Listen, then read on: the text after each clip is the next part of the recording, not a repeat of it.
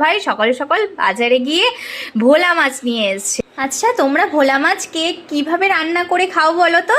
আমি তো বেশিরভাগ সময় এই যে সর্ষে আর কাঁচা লঙ্কা মিক্সিতে বেটে নিয়ে টমেটো দিয়ে ধনেপাতা দিয়ে এটাই বেশি ভালো লাগে খেতে, এইভাবেই আমি করি। তো আজকেও ভেবেছি এইভাবেই করব। দেখো, নুন হলুদ দিয়ে মাছটাকে ভালো করে মেখে নিচ্ছি।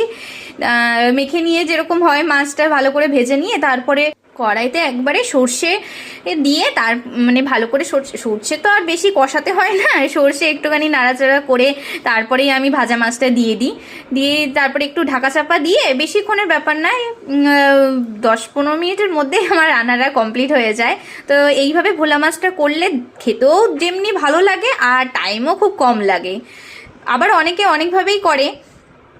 আর মাঝে মাঝে আমি আদা জিরে বাটা দিয়েও করি, ওটাও খেতে খুব একটা খারাপ লাগে না।